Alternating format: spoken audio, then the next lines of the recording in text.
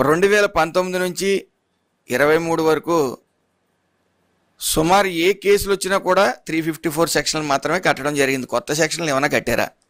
అది 354 పాత సెక్షను. కొత్త సెక్షన్లు అయితే ఏమి కట్టిన వైను లేదు. ఎక్కడా కూడా ఒక ట్రయల్ జరిగినట్టుగానే ఒక శిక్ష వేసినట్టుగానే ఏమైనా ఉందా? అసలు దానికి దిశ నిర్దేశం అనేది ఏమైనా ఉందా?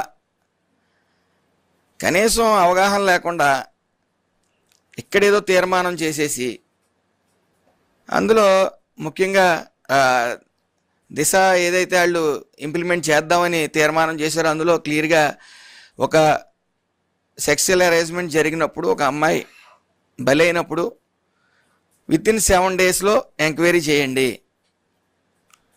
ఎంక్వైరీ అయిపోవాలి, తర్వాత 14 డేస్లో ఛార్జ్షీట్ ఫైల్ చేయాలి, వితిన్ 10 మంత్స్లో శిక్షలు పడిపోవాలని ఇంప్లిమెంట్ చేశారు. మరి ఎన్ని చేయగలిగారు ఈ 5 సంవత్సరాల్లో? 7 డేస్లో ఒక్కటైనా ఇన్వెస్టిగేషన్ చేయగలిగారా? ఒక కేసు అయినా? కనీసం 14 డేస్లో ఛార్జ్షీట్ ఫైల్ చేయగలిగారా? ఏమీ లేవు. మరి యాప్ అసలు దిశ చట్టానికి ఏమీ దిక్కుమొక్కు లేకపోతే యాప్లో ఏం అవగాహన తెస్తారు వీళ్ళు? ఏం తెచ్చారనేది మాకు అర్థం కావట్లా. ఏదైతే ఇండియన్ పీనల్ కోడ్ ఉందో దాన్ని బిఎన్ఎస్గా మార్చారు 2023లో పార్లమెంట్లో.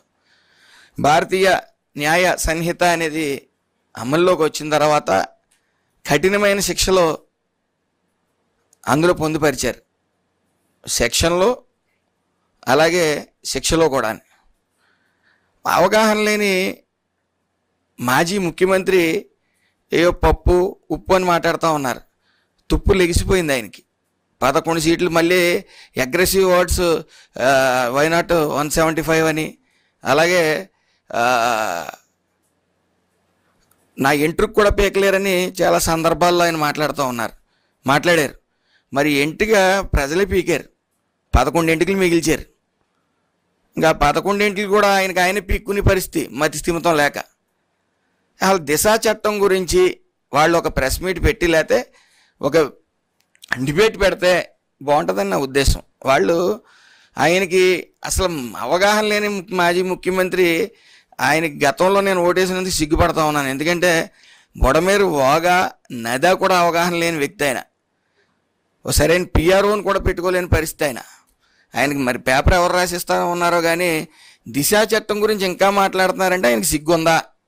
ఆ విజయసాయి రెడ్డి అతను చీటర్ అకౌంట్ మరి చార్టెడ్ అకౌంట్ నాకు తెలియదు, కానీ ఆయన చేసే వ్యాఖ్యలు ఇలాగే మళ్ళీ ఏదో చంద్రబాబు నాయుడు గారిని మేము వచ్చిన తర్వాత లోపడేసేస్తామని మాట్లాడుతూ ఉన్నాడు. ఆయన ఇంకా ప్రభుత్వం మళ్ళీ వైఎస్ఆర్ అనేది వస్తుందని ఇంకా పిచ్చోహల్లో ఉన్నాడు ఆయన. ఒకసారి వేసినందుకు ఏం జరిగిందో చూశారు కదా.